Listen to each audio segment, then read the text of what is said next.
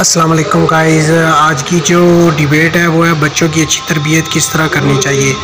तो इस सिलसिले में हमारे साथ कुछ माएँ हैं, कुछ भाई हैं, बाप हैं, कुछ बहनें हैं जो बहुत ही अच्छी डिबेट करेंगी और आपको अपनी आप बीती भी सुनाएंगी, घर के तजर्बात सुनाएंगे, फैमिली के माशरे के में जो चल रहा है माहौल वो बताएंगे।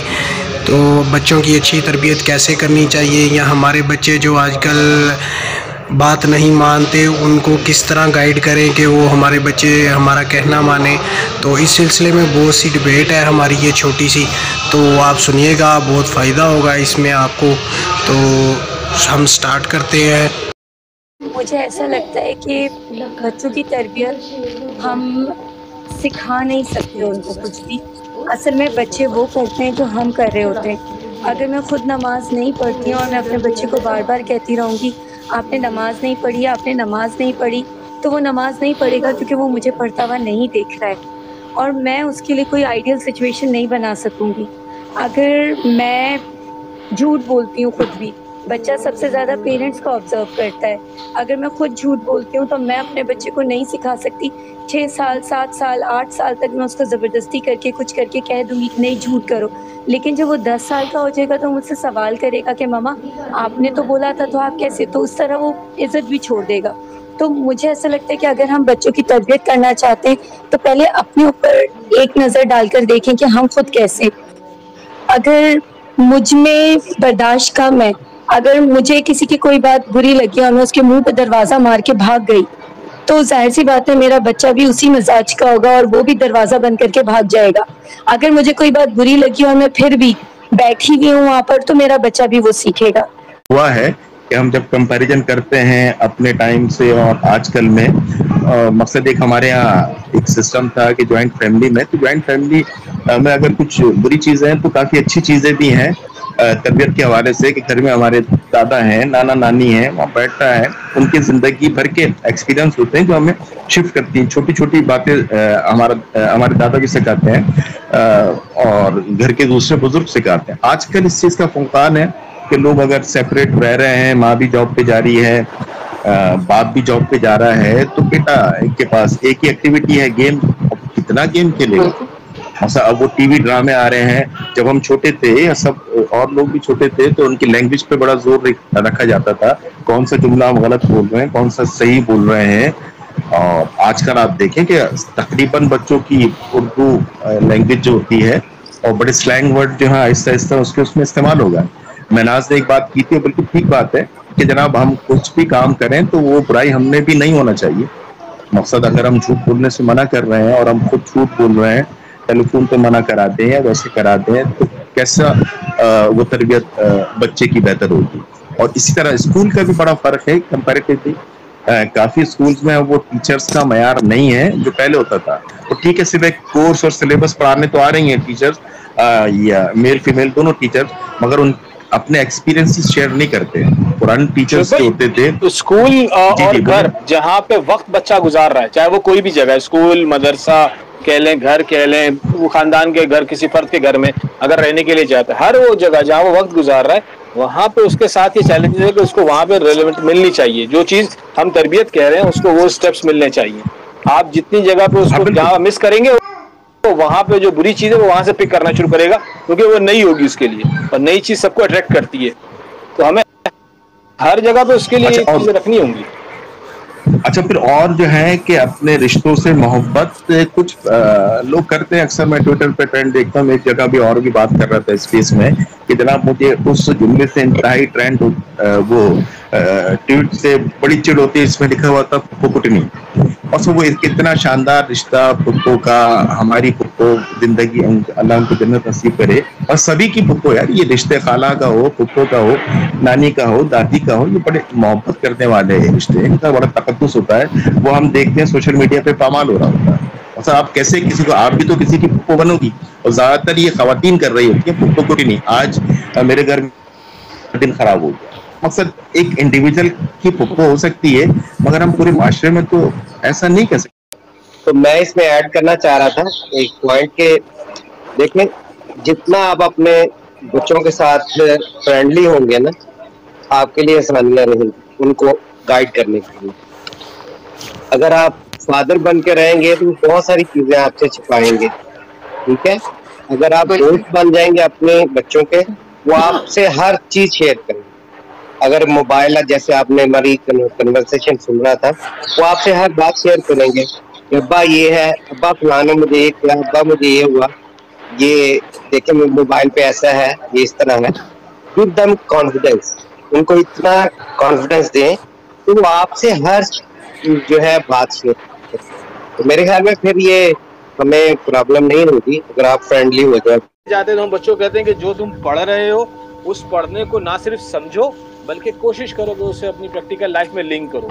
यहाँ से तुम सीखने के अमल से आओगे। पहली तरबियत जो थी तमीज़ तहजीब की, अब वो तरबियत जो है वो इल्म की तरफ जो है वो डाइवर्ट होनी चाहिए। इसमें हमारा रोल है, हम उन्हें अच्छे स्कूल में ले जा सकते हैं, हम उनको जो है फैसिलिटीज़ जो है वो दे सकें, हम उनकी ईज़ दे सकें लाइफ में ताकि वो अटेंशन रखें। ये हमारा रोल हो सकता है तरबियत के अंदर। वैसे एक बाप के मैं ये बात ऐसा शेयर कर रहा हूँ।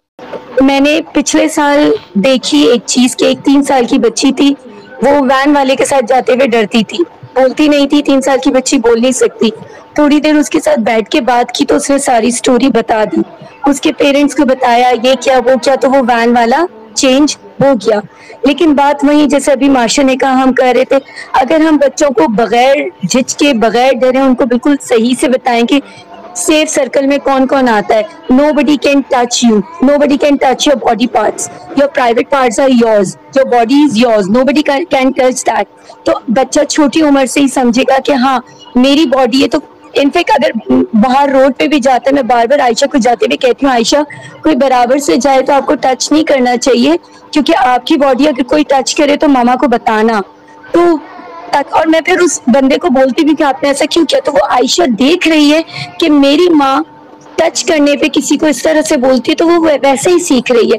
अगर मैं घर में बैठ के बोलती रहूं खाली लेक्चर, ऐसा ना करो ऐसा ना करो, तो मैं बच्चे को कुछ नहीं सिखा सकती, मुझे ऐसा लगता है। Thank you. यहाँ तो मैं अपना पर्सनल एक्सपीरियंस ही शेयर करूंगी, क्योंकि मैंने एज ए सिंगल पेरेंट्स अपने बच्चों की परवरिश की है अल्हम्दुलिल्लाह। और मैंने ये देखा जहाँ पर कि मुझे जाहिर है मैं अकेली थी, तो मुझे अपने दोनों बच्चों की परवरिश करनी थी और मैं रेंट पे भी रहती थी। तो मैं जॉब नहीं की, मैंने इसलिए नहीं की मैंने कि फिर पीछे बच्चों को देखने वाला कोई नहीं था। और सबसे पहली बात ये कि मैंने कभी किसी पे भरोसा नहीं किया। इवन ये कि मैं अपने अम्मी पापा के पास भी अपने बच्चों को नहीं छोड़ के जाती थी। मैं हमेशा अपनी निगाहों के सामने रखती थी अपने बच्चों को। तो जब मेरा बेटा जो है वो 7th क्लास उसने क्रॉस किया, तो मैंने ये देखा कि अब ये ग्रोइंग पीरियड में है। अब ये जो है ना, अब इसको सोसाइटी मूव करनी है, और जाहिर है कि फादर थे नहीं इसके, तो मैं इसको कैसे एकदम है ना अपने उसमें लेकर आती। तो फिर मैंने इसको मरी कैडेट में मैंने इसका एडमिशन करवाया, और मैं इसको यहाँ से अकेली मरी कैडेट छोड़ने के लिए गई, और वहाँ मैंने इसको माशाल्लाह से मैट्रिक किया वहाँ से मरी कैडेट से। और उसके बाद जो है मैंने यहाँ फजाइया में इसको इंटर करवाया। तो कैडेट में छोड़ने का मकसद ये था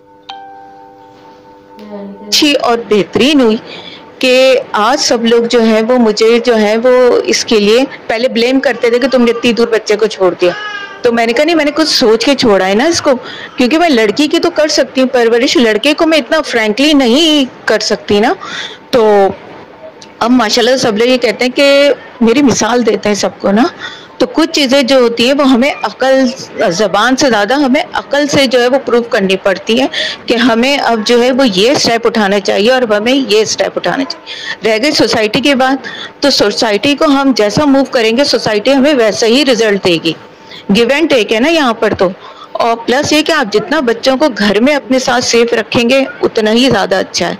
बच्चे ज़रूरत हो घर से बाहर निकलें, नहीं ज़रूरत ना निकलें, और जहाँ भी जाएं वो अपने साथ लेके जाएं अपने बच्चों को। किसी के हवाले नहीं करें, किसी पे डिपेंड ना करें, किसी पे भरोसा नहीं करें। मेरी तो बस यही एक छोटी सी है कि किसी पे भरोसा नहीं करें। आज के इस दौर में अपने बच्चों के लिए किसी के ऊपर भरोसा नहीं करें। मैं एक पर्सनल बात बताती हूँ। हम लोग जब छोटे थे ना, तो हमारी अम्मी कहती थी कि ये जो पागल सॉरी मेरा गला खराब है, कोई बात कहती नहीं, ये पागल ये जो पागल होता है ना लफ्ज, तो ये भी ना बोला करो, क्योंकि ये ना गाली में शुमार होता है। तो हम लोग कभी लड़ते थे ना, खेल में तो लड़ाई हो जाती है बच्चों की, तो हम लोग कभी एक दूसरे को कोई पागल कहते थे ना, तो हम लोग शिकायत करते, अम्मी इसने ये कहा, अम्मी इसने ये कहा, और बोलते नहीं थे क्या कहा, मैं बार बार पूछती थी क्या कहा बेटा क्या कहा, फिर बोलते थे पागल। तो असल में हमें इसलिए मना करती थी कि हम उस वक्त पागल बोलते बोलते फिर हम बड़ी गालियाँ भी सीख लेते, क्योंकि इसी माशरे का हिस्सा थे। तो यहाँ तो आपको पता ही है कराची में क्या ज़माने इस्तेमाल होती है, तो हमें रोकती थी कि बेटा अभी ये भी ना बोलो ताकि आप बड़े होके कुछ और भी गलत अल्फाज ना सीखें। अब मेरा यही होता है कि अब मुझे कितना भी गुस्सा है, बस फिर हम सारे बहन भाइयों को तो कभी किसी इससे गाली नहीं निकलती, ये भी तरबियत होती है। खेलते हम लोग कभी बाहर नहीं खेले, हम लोग घर में ही खेलते थे। कभी मेरे भाई का दोस्त वगैरह कहते भी थे चलो बाहर क्रिकेट खेलते हैं, तो अम्मी मना कर देती थी। वो खैर रोने भी लगता था कभी कभी, लेकिन हम कभी भी हम लोगों ने अम्मी से जिद नहीं करी कि हमने यहाँ जाना है या हमने खेलना ही है। तो इसलिए कि भाई बच्चे जब खेलते हैं तो हर तरह के बच्चे होते हैं ना, तो हर तरह की लैंग्वेज इस्तेमाल करते हैं, तो वो रिपीट कर जी जी वही हर मॉल के बच्चे होते हैं। इसलिए हमने कभी घर से बाहर निकला, घर में ही हमारी बैडमिंटन तक हमने घर में खेला, क्रिकेट सारी चीजें आउटडोर गेम जो थे हम घर में खेलते थे, बाहर कभी भी नहीं गए हम लोग। लेकिन इतना भी बच्चों को घर में करना नहीं, अब ये नहीं कि हमारा कॉन्फिडेंस लूज हो गया। अब माशाल्लाह से भाई मेरा मैट्रिक के बाद बाहर निकला है, मतलब कि इधर उधर अकेले कभी नहीं जाता था, अम्मी अपने साथ लेके जाती थी, मैट्रिक के बाद निकला। अब माशाल्लाह से वो बिल्कुल कोई कॉन्फिडेंस नहीं कि कॉन्फिडेंस लूज होता है, बच्चों में कॉन्फिडेंस नहीं होता, ऐसा कुछ नहीं होता, वो आ जाता है वक्त के साथ साथ। लेकिन ये कि आपने किस तरह की तरबियत की है ये फर्क पड़ता है। तो मुझे ऐसा लगता है एक ये है कि give them freedom but with restriction, हमें बच्चों को देनी चाहिए आज़ादी, लेकिन वो जो कहते हैं वो क्या सोने का निवाला और शेर की नजर, बिल्कुल इस तरह से हम उनको बंद करके या ऐसे नहीं रख सकते। उनको एक्सपीरियंस करने देना चाहिए, लेकिन उन पर नजर रखनी चाहिए कि कौन दोस्त है कौन दोस्त नहीं है। बिल्कुल ये वाली बात मैं भी कहूंगी कि बच्चों को बिल्कुल नहीं करना, बाहर का माहौल देखना चाहिए। लेकिन अल्हम्दुलिल्लाह हम लोग में से जब भी बाहर निकले तो हमें ऐसा कभी नहीं लगा कि हमें पता नहीं है कि कौन अच्छा है कौन बुरा है, लोगों को पहचान नहीं है। अल्हम्दुलिल्लाह ऐसा कभी भी किसी बहन भाइयों के साथ कभी नहीं हुआ, किसी के साथ भी नहीं हुआ, पहचान थी हमारी। ये जरूरी नहीं होता कि आप बच्चों को बाहर ही निकालें अकेले या जो भी तो ये सीखें, आप बच्चों को समझाएंगे ना बिठा के, आप अपने साथ लेके जाएं, तभी तो बच्चे देख रहे होते हैं ना लोगों को कि कैसे नहीं, लेकिन थोड़ा बहुत बाहर निकलना बहुत जरूरी है, ताकि वो जो बाहर का माहौल है, जो उसका एटमॉस्फेयर है, उससे वो जरूर टच होना चाहिए बच्चा, क्योंकि फिर अगर वो बाद में निकलेगा ना तो वो शाय हो जाएगा, उसके अंदर कॉन्फिडेंस लेवल कम हो जाएगा। और फिर सबसे बड़ी बात ये कि अब मेरे बच्चे निकलता था ना तो वो खेलने जरूर अब भी उसका ये हाल है कि वो इतना बिजी रहता है, लेकिन अगर उसको 15-20 मिनट भी मिलते हैं ना वो क्रिकेट जरूर खेलता है। और बच्चों की हेल्थ के लिए ना खेल बहुत जरूरी है, उनका माइंड भी है ना वो डाइवर्ट हो जाता है। और बेहतर यही कि जब ग्रोइंग पीरियड हो तो बच्चे को इतना मसरूफ कर दें आप कि वो जो है वो इधर उधर कहीं देखे ही ना। तो सबसे पहली जो प्रायोरिटी होनी चाहिए पेरेंट्स की ये होनी चाहिए कि 14 से लेकर 20 एज तक जो है बच्चे को आप बेइंतहा मसरूफ कर दें। बेशक आप खेल में बिजी करें, पढ़ाई में करें, अपने साथ करें, लेकिन वो ज्यादातर अपनी फैमिली से टच रहे, अपनी पढ़ाई में टच रहे, इधर उधर ना फिरे और ज्यादा अपने दोस्तों में ना बैठे। एग्जैक्टली। और एक और बात बताऊं, मेरे भाई के जो दोस्त आते थे ना, जब बाद में इंटर करके उसने कर लिया तो आते थे तो वो घर के बाहर दरवाजे पे खड़े रहते थे, घर के अंदर नहीं आने की इजाजत थी, अभी तक नहीं इजाजत है। वो बाहर से अब तो शादीशुदा बात करते हैं उनकी फैमिलीज के साथ, लेकिन ये हो के पहले कभी बिल्कुल इजाजत ही नहीं थी।